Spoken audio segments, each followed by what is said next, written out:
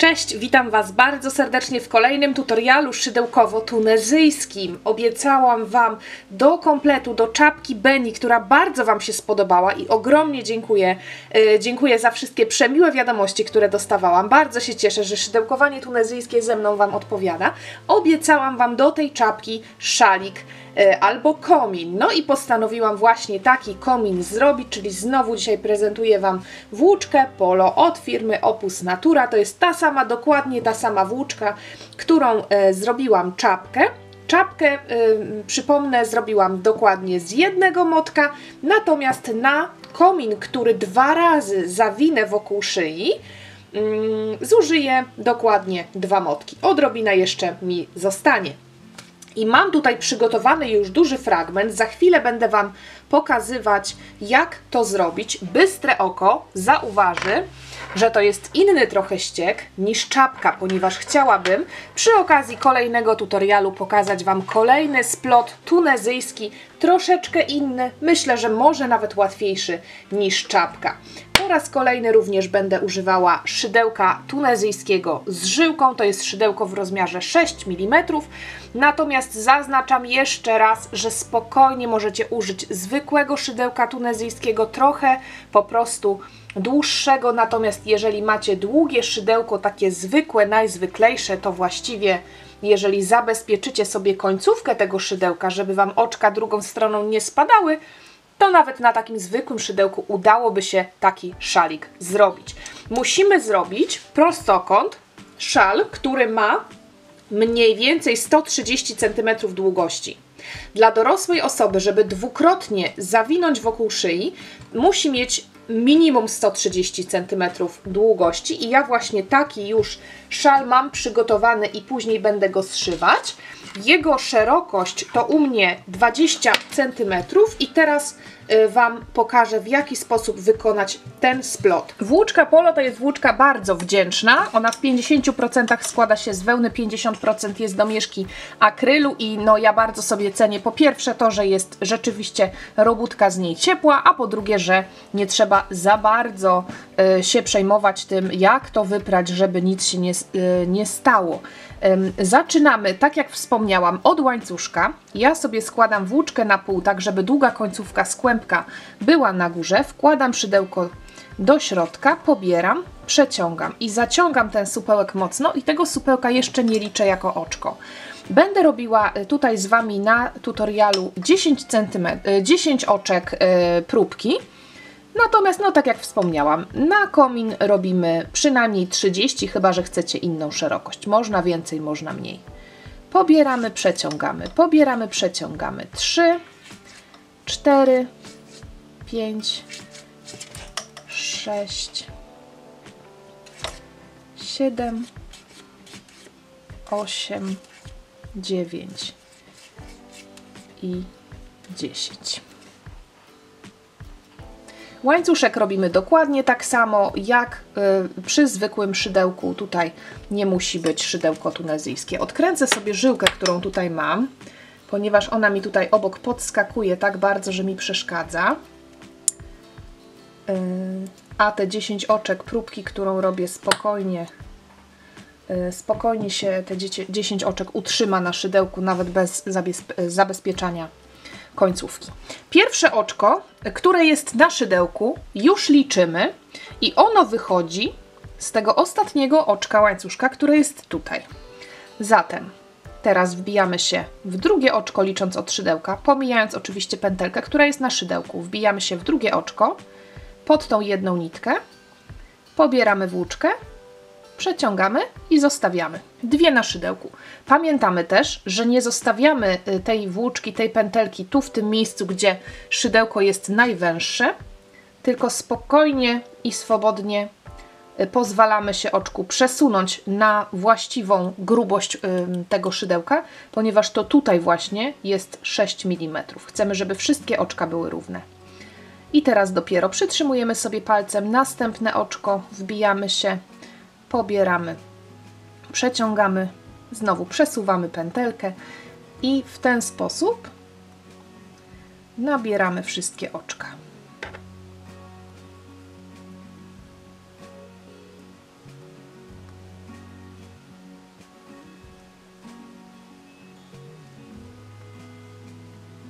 i ostatnie oczko. Raz, 2, 3, 4, 5, 6, 7, 8, 9, 10. Dokładnie tyle samo jest oczek na szydełku, ile było oczek początkowego łańcuszka. Zabieramy się teraz za zdejmowanie oczek z szydełka i robimy to w następujący sposób. Pobieramy włóczkę, przeciągamy pod pierwszą pętelką, a następnie pobieramy i do końca okrążenia po pobraniu przeciągamy przez dwie pętelki, przez tą pierwszą pętelkę i przez kolejną. Raz i dwa wyciągamy. Znowu pobranie włóczki i przez dwie pętelki. Pierwsza, druga. Pobieramy, pierwsza, druga. Pobieramy, pierwsza, druga i tak do końca tego rzędu.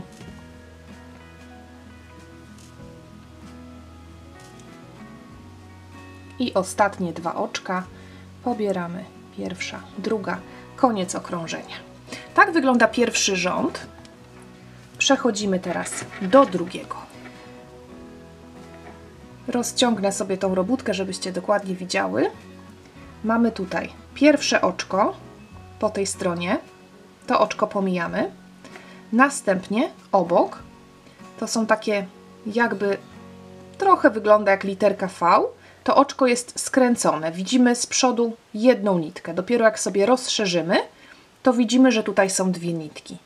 I przypomnę, że przy czapce wbijałyśmy się pomiędzy te dwie nóżki, pomiędzy te dwie nitki, na drugą stronę. A tym razem chcemy zrobić troszeczkę inny ściek. Wbijamy szydełko pod tą jedną nitkę. Nie przebijamy szydełkiem robótki na drugą stronę, tylko pod tą jedną nitkę. Pobieramy, pod tą nitką wyciągamy. Następne oczko tak samo. Nie przechodzi szydełko na drugą stronę robótki, tylko wbijamy się pod tę jedną nitkę. Pobieramy, dokładamy do szydełka. Następna nitka, pobieramy, dokładamy do szydełka. Pobieramy, dokładamy, pobieramy, dokładamy, pobieramy, dokładamy i tak prawie do końca rzędu. Przedostatnie oczko też pod jedną nitkę pobieramy, wyciągamy i teraz uważamy na ostatnie oczko. Zawsze kończymy okrążenie, kończymy rząd, wbijając szydełko pod dwie pętle brzegowe. Jak sobie tak złapiemy właśnie, obrócimy ten brzeg, to tutaj są dwie nitki brzegowe. I zawsze pod te dwie nitki, niezależnie od metody, przy czapce robiłyśmy dokładnie to samo. Wbijamy się właśnie pod te dwie nitki, pobieramy i przez te dwie nitki wyciągamy. Jeżeli robicie to po raz pierwszy, jeżeli dopiero się zaznajamiacie z szydełkiem tunezyjskim, to warto sobie przez jakiś czas liczyć pętelki, które mamy po nabraniu. Czy nadal jest ta sama ilość, ponieważ no może się zdarzyć, że gdzieś tam którąś z tych pętelek tutaj pominiemy albo przerobimy dwa razy i może nam się zwiększać, zmniejszać, wtedy robótka będzie się zwężała albo rozszerzała. Lepiej na początku liczyć, żeby nabrać wprawy. Zabieramy się teraz za zdejmowanie oczek z szydełka. Robimy to dokładnie tak samo, jak pokazałam poprzednio.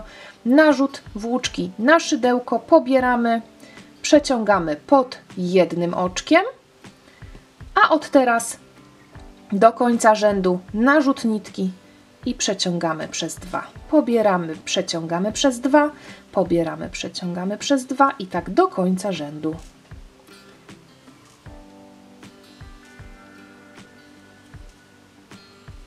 I ostatnie dwie pętelki. Okrążenie zamknięte i już tutaj widzimy, że przez to, że wbijałyśmy się pod nitkę, to te nitki zaczynają być tutaj widoczne. Kolejny rząd, identycznie jak poprzedni. Nie zwracamy znowu uwagi na tą pierwszą nić, tutaj początkową. Uznajemy, że pętelka na szydełku to już jest przerobione pierwsze oczko. Wbijamy się pod kolejną nitkę. Znowu w ten sposób pobieramy, przeciągamy, przesuwamy pętelkę na szydełko i tak nakładamy wszystkie te niteczki, które tutaj widać. Wbijamy się pod spód, pobieramy, wyciągamy.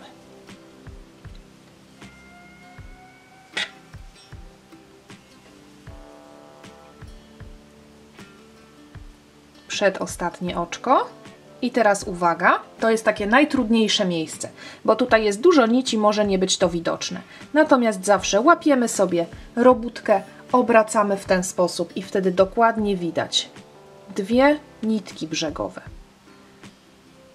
Wbijamy szydełko tutaj. Pobieramy, wyciągamy. Ja sobie zawsze wtedy na koniec patrzę, czy dzięki temu, że pobrałam i przeciągnęłam, czy tutaj piękna, prościusieńka literka V, taka jak robiona na drutach albo jak ściek tkany w szydełkowaniu mi powstała. Czy to oczko, które było takie skręcone, pięknie się wyprostowało. Tak ma wyglądać właśnie ostatnie oczko rzędu. I ściągamy, tak jak zawsze, pobieramy przez jedną, a od teraz pobieramy i przez 2.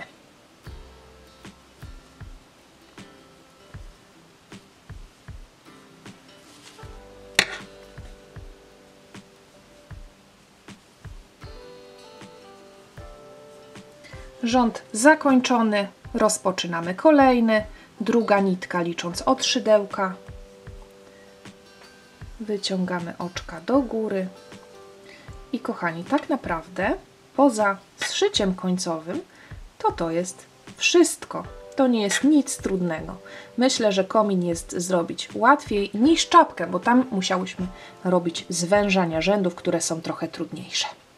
I przypominam jeszcze raz, 2 brzegowe oczka, 2 nitki, pobieram, przeciągam i dzięki temu znowu ładnie się to naprostowało. Jedna literka V wchodzi w drugą, jest idealnie, tak jak powinno być. Tak wygląda ściek, tak wygląda ta moja mała próbka i po zrobieniu kolejnych okrążeń przy 30 oczkach na start osiągamy właśnie taki efekt. Ten ściek nie jest bardzo elastyczny. Na długość jest bardziej elastyczny niż na szerokość. Trochę oczywiście tak, natomiast jest to zdecydowanie mniej elastyczna dzianina niż robiona na drutach. Zwróćmy też uwagę na to, że ten ściek jest bardzo taki wypełniony. Ta dzianina sprawia wrażenie, jakby była podwójna. Jak ją złapiemy, to jest dosyć gruba, mimo że tak naprawdę wygląda trochę podobnie jak robiona na drutach. To jest to taka jakby podwójna dzianina i nawet jak ja sobie to wszystko naciągam, to nic mi tutaj nie prześwituje na drugą stronę. Nic tutaj nie ma jakichś wyraźnych dziurek, mimo że przecież szydełko 6 mm to nie jest najmniejsze szydełko. Zdecydowanie warto szalik takim sposobem sobie wykonać, bo po prostu będzie bardzo ciepły. Mam zrobione 130 cm tego szalika, 20 cm ma szerokości. Zabiorę się teraz za zszywanie, a potem pokażę Wam efekt końcowy. Kiedy już zdecydujemy, że szalik jest odpowiedniej długości, przystępujemy do zamknięcia ostatniego rzędu, ponieważ to się nam tutaj troszeczkę zwija, niekoniecznie jakoś super wygląda ta końcówka, więc zabieramy się za zamknięcie ostatniego rzędu oczkami ścisłymi. I w jaki sposób to robimy? Wbijamy się tak jak zawsze, czyli pod tą drugą nitkę licząc od szydełka i teraz będziemy robić oczka ścisłe, czyli pobieramy włóczkę, przeciągamy pod tym oczkiem i pod oczkiem, które jest na szydełku. Następne oczko pod nitkę pobieramy, przeciągamy pod tą nitką i pod oczkiem na szydełku. I w ten sposób zamykamy oczkami ścisłymi cały ten brzeg. Staramy się robić to w miarę luźno, żeby ten nasz prostokąt szalika nam się nie zwęził, tylko żeby cały czas trzymał kształt. Staramy się to robić dosyć luźno, ponieważ nie chcemy, żeby ten prostokąt zaczął nam się u góry zwężać, tylko chcemy, żeby właśnie ten brzeg był taki bardziej estetyczny.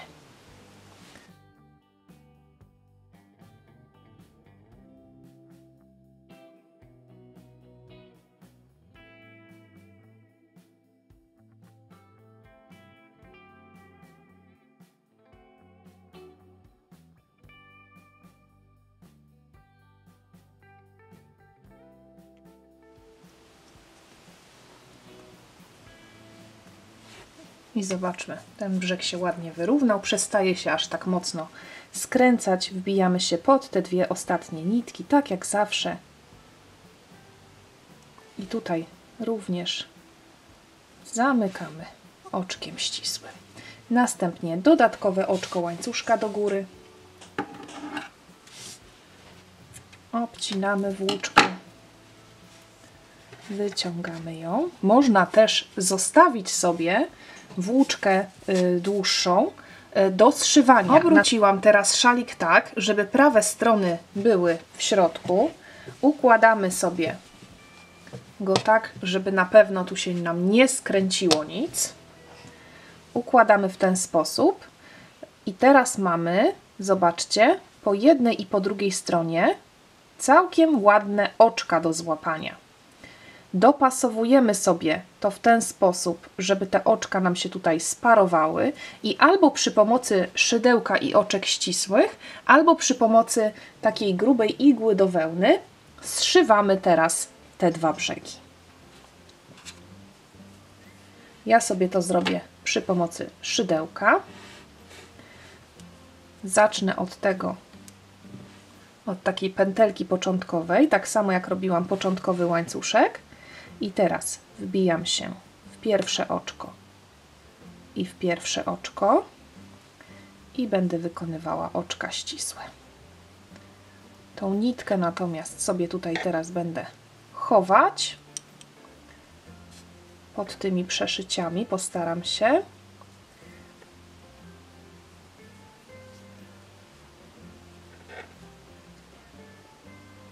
I łapiemy oczko ścisłe po jednej stronie, po drugiej stronie oczko łańcuszka początkowego i zszywamy. Można zszyć również oczywiście po prostu igłą, też będzie w porządku. Nic tutaj trudnego i skomplikowanego nie będzie się działo, więc spotkamy się, kiedy ja już będę miała ten mój szalik zszyty. Zszywanie to zawsze jest taka pracochłonna, mozolna rzecz, ale jak zszyjemy, to szalik będzie gotowy. Na koniec, po zszyciu całości, jedno dodatkowe oczko łańcuszka, obcinamy włóczkę, wyciągamy, zaciągamy pętelkę końcową. Tutaj są dwie końcówki, tak naprawdę no, trzeba było zostawić na szydełku tą nitkę, nie obcinać jej, ale nic nie szkodzi. Ja sobie tutaj poradzę. Zwiążę to sobie te końcówki na supeł i teraz przy pomocy już igiełki dziewiarskiej wszystkie te końcówki wzdłuż szwu sobie zabezpieczę. Od środka to wygląda całkiem estetycznie, myślę, że całkiem ładnie to zszycie wyszło, zatem jeszcze tylko pochowanie końcówek. No a teraz to już zapraszam Was na zdjęcia końcowe, żebyście mogły podjąć decyzję, czy taki komin, ewentualnie również z tą czapką, którą pokazałam Wam w poprzednim tutorialu, Wam się przyda. Ja bardzo, bardzo polecam. Myślę, że szydełkowanie tunezyjskie to jest świetna zabawa, bardzo przyjemna. Idzie trochę wolniej niż zwykłe szydełkowanie, ale efekt jest wart zachodu. Dziękuję Wam serdecznie za to wspólne, kolejne, udane szydełkowanie. Zobaczcie teraz zdjęcia końcowe. Ja jak zawsze czekam na Wasze komentarze. Na Instagramie, też na Facebooku możecie mnie spotkać i czekam tam też na zdjęcia Waszych robótek robionych na podstawie moich tutoriali. Do zobaczenia w kolejnym filmie.